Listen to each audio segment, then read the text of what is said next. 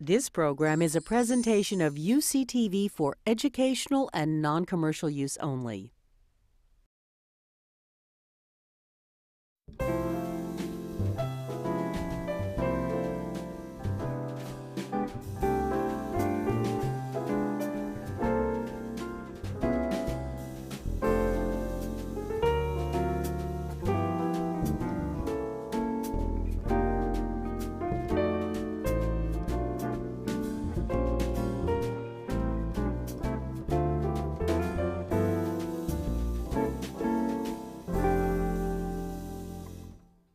Welcome to our 14th annual Writers Symposium by the Sea at Point Loma Nazarene University. I'm Dean Nelson on the journalism faculty at the university, and today we have the great privilege of having Brian McLaren with us at our symposium. He is the author or co-author of at least 15 books, countless magazine articles, an infinite number of blog postings. And his most famous book, perhaps, to some, would be a book entitled A New Kind of Christian, which became a first volume in a very popular trilogy. Other recent books titled A Generous Orthodoxy, that has a subtitle that is too long for television, and another called Everything Must Change, and his most recent book, just released in 2009, called Finding Our Way Again. Brian McLaren, welcome to our symposium. So good to be here. Thank you.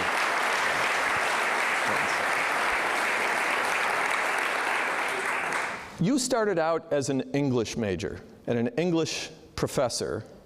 You taught English at the writing at the college level, then you became a pastor, and now you pretty much write all the time. So you've come full circle. I have.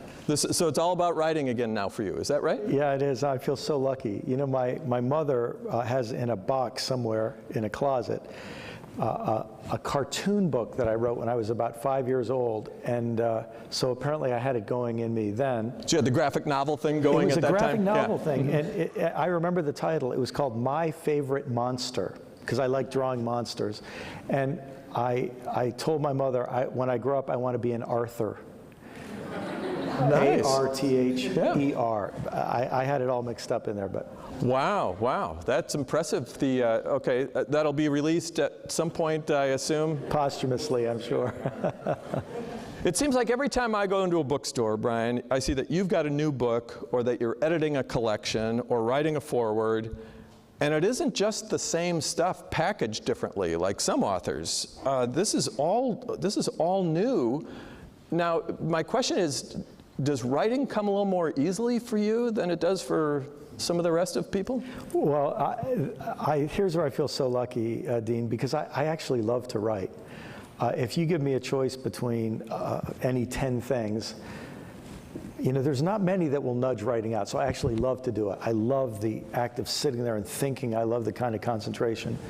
But I also think part of this is from my years as a pastor, because as a pastor, I was generating new content at least once a week.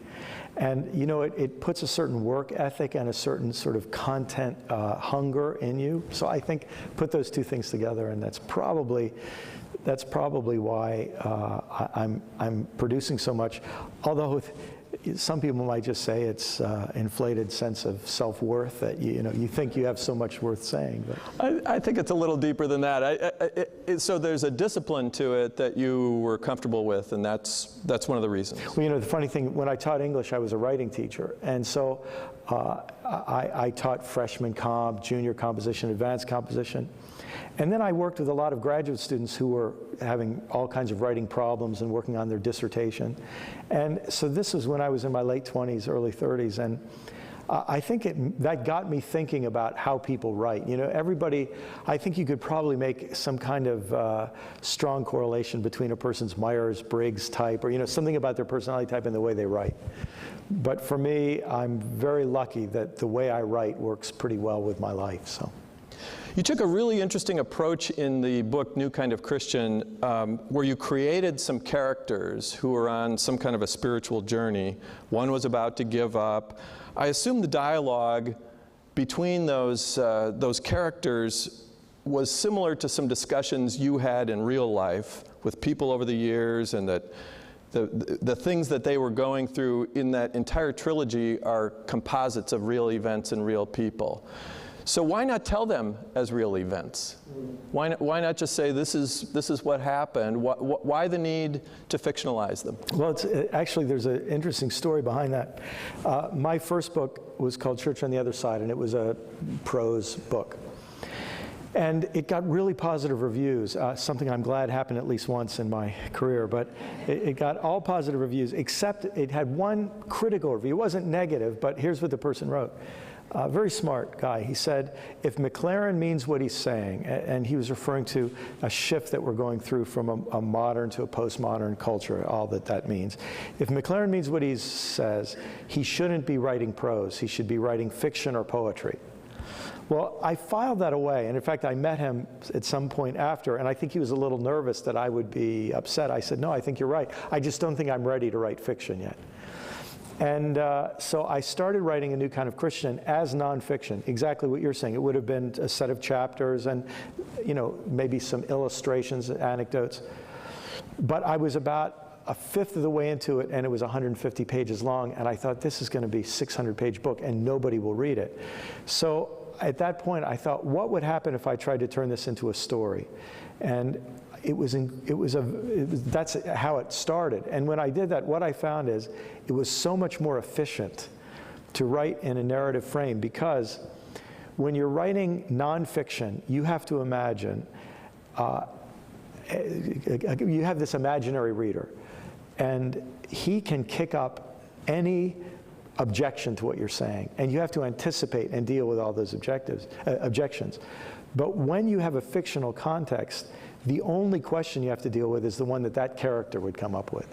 And so it felt like I was able to get to the key issues a whole lot easier and a whole lot faster by putting it in a narrative context. As well, I'd had so many conversations with so many different people. Some of them I was on the learning end, some I was on the teaching end, and it just made sense to try to turn those into a composite. Are you surprised by the number of people who read that book or the rest of the trilogy and have said to you that reading that book was like you had been reading their minds, when you wrote it? And I know I underlined a whole bunch of stuff in New Kind of Christian when I was reading it, and I thought, wow, I thought I was a freak for thinking some of these same things. But I know that's happened to you all over the world. Are you surprised by that?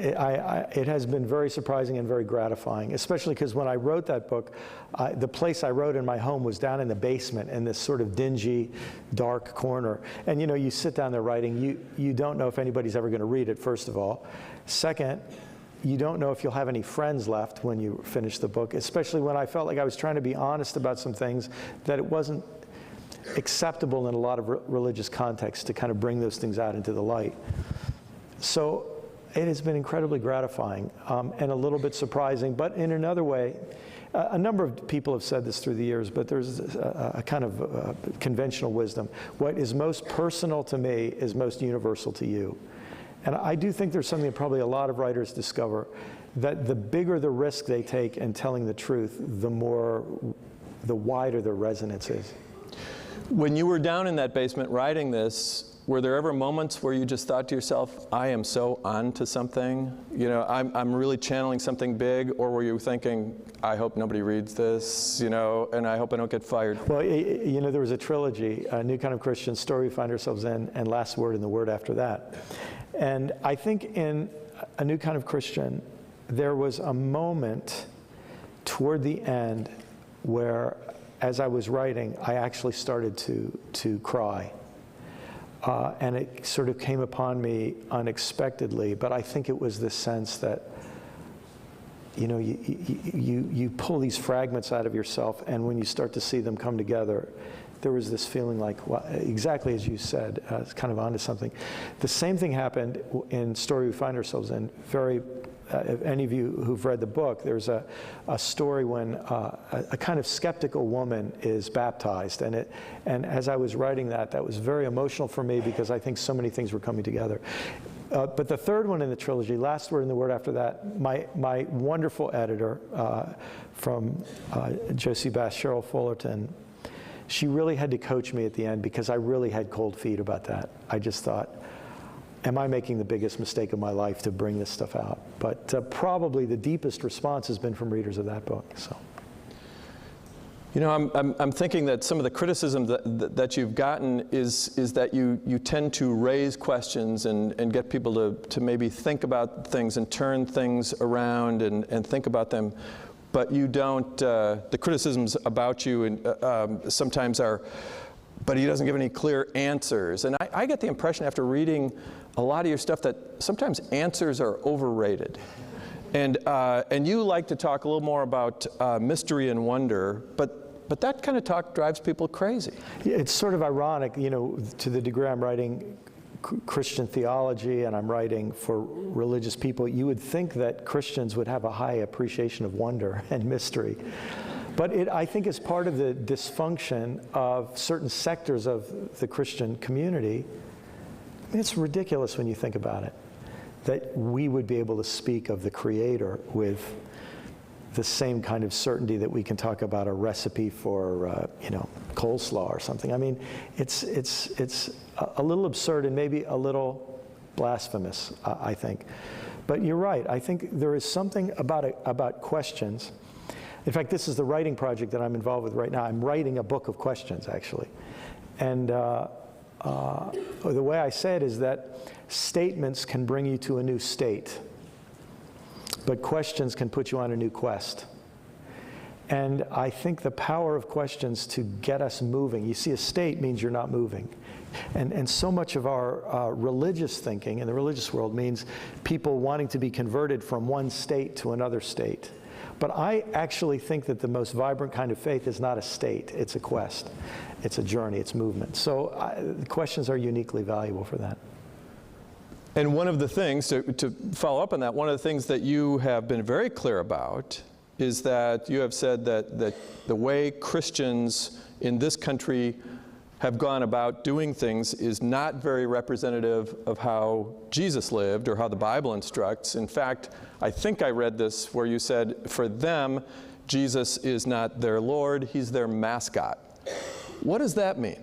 A number of people have asked that. I think my other line from, I think that phrase mascot might be in a generous orthodoxy, but then in Everything Must Change, I said that for many people, Jesus is the hood ornament on the guzzling Hummer of Western civilization. A few people have quoted that back. Not to put too fine a point on it. You know, I'm just speaking very sincerely as a Christian. I think a lot of us have to make a decision as Christians. I think there are two very different ways of being Christians. One is, I'm a person who believes in the religion called Christianity. And the other is, I'm a person who is enamored and completely won over to Jesus Christ. And that produces very different approaches to faith. And I think I started as one and have gradually been turning into the other. Now, that doesn't mean I dislike the Christian religion. I'm a part of it. I love it. But I think sometimes the best way to help the Christian religion is help members of it to be less excited about the religion and more excited about the person. Maybe we need a different word. Should there be a different word for those people? You know, it's interesting. In the New Testament, the word Christian comes up 3 times. The word that they like to use to describe themselves was the word disciple or follower, 263 times in the New Testament. So there might be a little lesson for us there. And the word Christianity occurs 0 times. In fact, somebody will help us with this sometime, but the etymology, the history of that word is actually a lot more recent than most people think. In the early centuries of the Christian faith, people called it the faith or the church.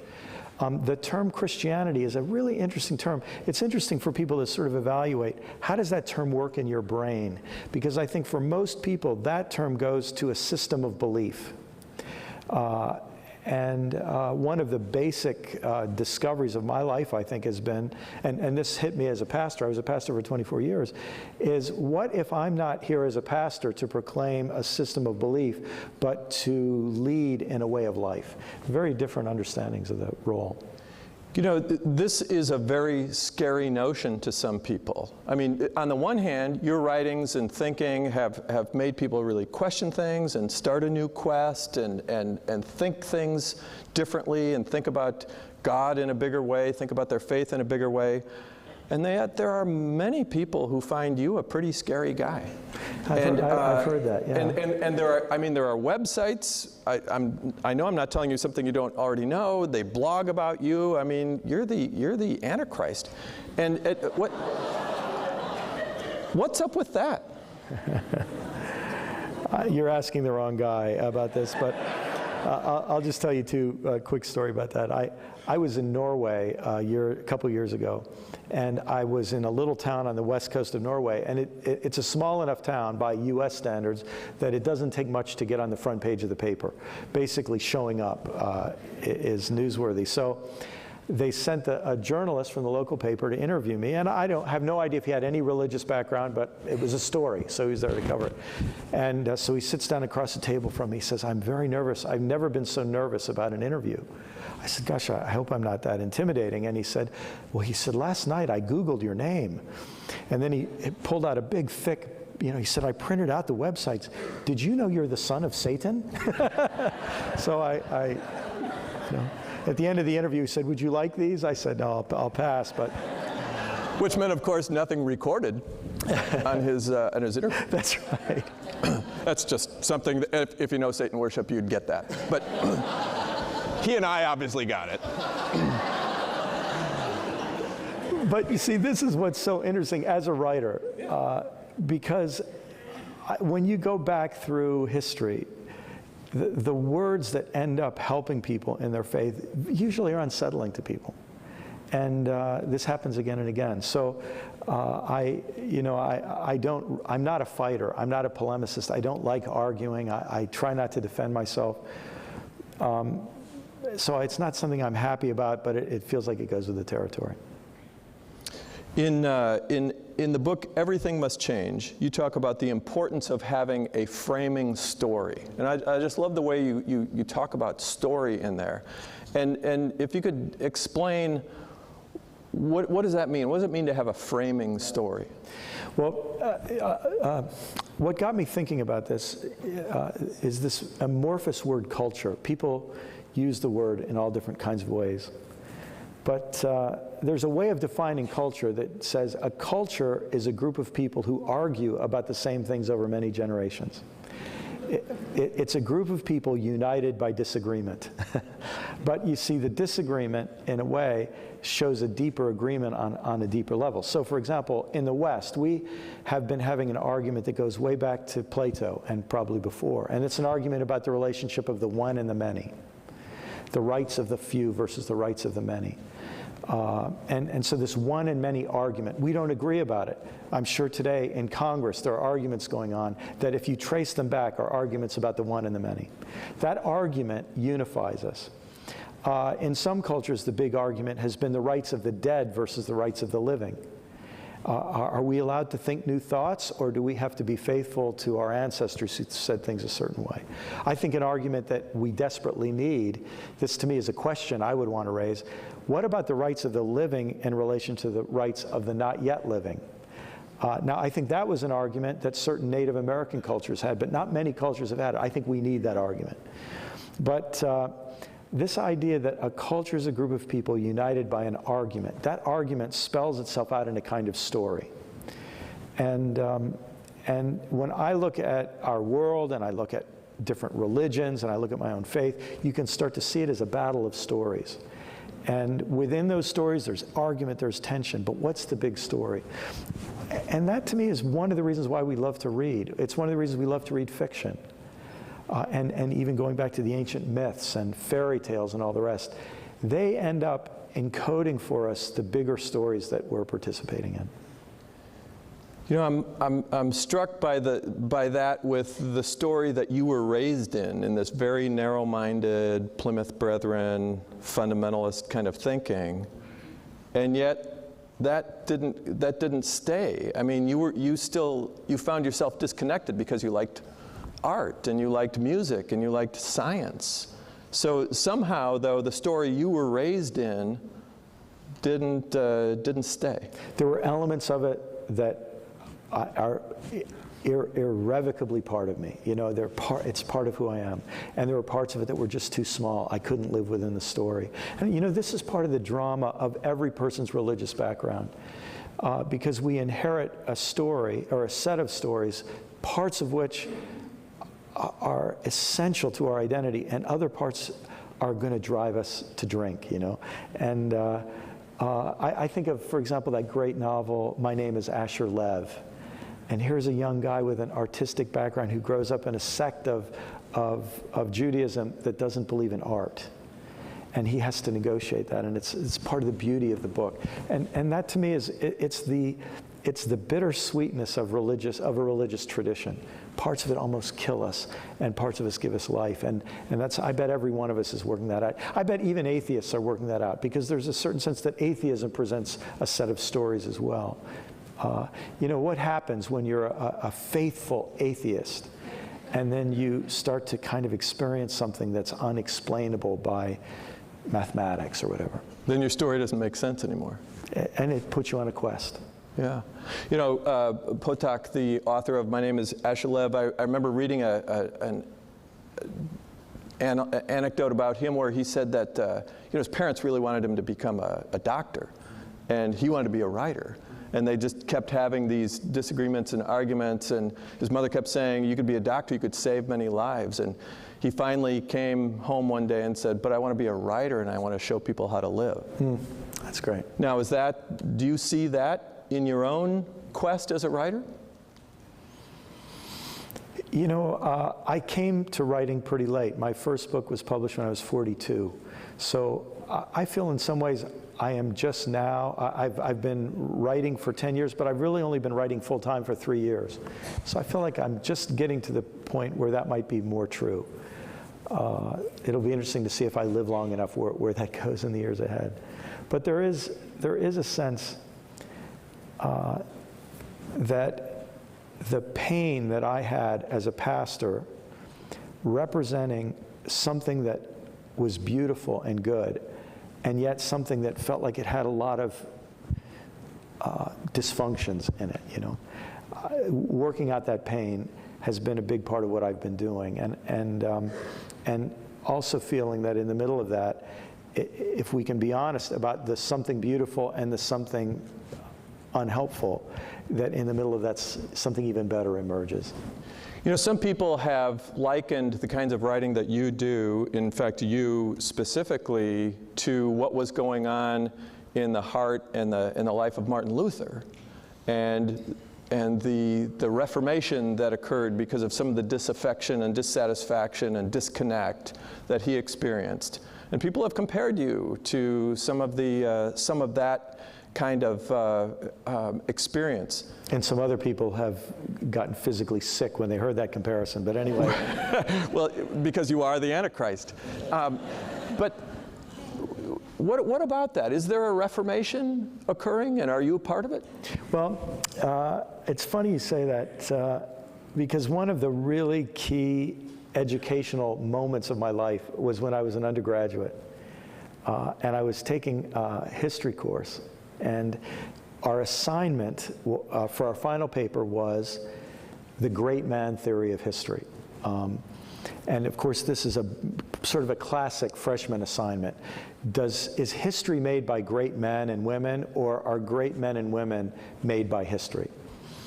And I was writing about Martin Luther. I had read a couple of Martin Luther biographies, and so I was writing about Martin Luther. And I was just trying to get through the paper to get a grade, you know, and I'm trying to come up with a big conclusion. And this is how sophisticated I was as a writer at the time. You need a good quote to close off a paper that you have no idea what you're saying. So, because we know the professors only read the last paragraph anyway, right? Exactly right. Yeah, exactly right. Professors know that. We shouldn't have let that fact out. But and so here I'm writing, is Martin Luther made by history, or did he make history? And I thought, what would be a good quote? And then I thought of his famous quote, I cannot, I will not recant, when he stood at the Diet of Worms. And I thought, and as I was writing that, I cannot recant, meaning I'm part of forces that are beyond my control. I will not recant, I'm exercising my will. And so I thought, I can't remember which I was arguing. At the point, it didn't really matter. I was trying to get through the paper. But at that point, I remember making a decision. I either have to throw out my entire paper to end up at this quote and do justice to it, or I have to choose a different quote. What'd you do? I ended up sticking with the quote and redoing the paper to say that the question is not an either or question, that it's got to be both and. Well, I think whatever resonance I've had with my writing is because so many other people are in the same situation. That history has brought us to a moment where there are so many anomalies that aren't explained by our systematic theologies, by our traditional, conventional expressions of faith. So there are all these anomalies. There are all these things going wrong, where we feel ethically, to live out ethically what we're taught, puts us at odds with what our communities want us to do. You put all of that together, and you know a change has got to happen. And my guess is, though, this change that's happening needs to be very different than the Reformation, because the Reformation was about 95 theses, which are 95 statements. Statements create debate and division and bring you to a new state. But I think what we need now are these questions that bring us on a new quest, and instead of creating debate, they need to create what you said before, wonder and awe and humility to search, instead of the arrogance of I'm right, you're wrong, that's where I hope we go. My last question just has to do with advice to young and budding writers. What do you want to tell people who say, I want to write? Well, first, I don't know if you feel this way, but I am amazed at how many great writers there are. I feel we are so lucky to be alive right now. I get sent a lot of manuscripts, and I'm just blown away how many great writers there are. And I think there are a lot of reasons for this, but one of them is there's a lot of things that need to be said, and another is that I think the internet is, there's an awful lot of bad we can say, but a lot of people through blogging are doing public writing where they get constant feedback. So many things contributing to this. It's a very, very exciting time. So I think one of the things I'd say to young writers is, don't wait till you get published in a book to think your writing is important. Set up a blog, get conversation going, you're field testing your writing. That's one thing I would say. Probably another thing I would say is, gosh, it's not a bad thing to just expose yourself to all the great writers you can. There's something about, it's just part of being so fortunate to be alive, that we get to read ancient writers and contemporary writers and everybody in between. So it's a great joy in life, I think. Brian McLaren, thank you so much for being with us today. Thank you very much.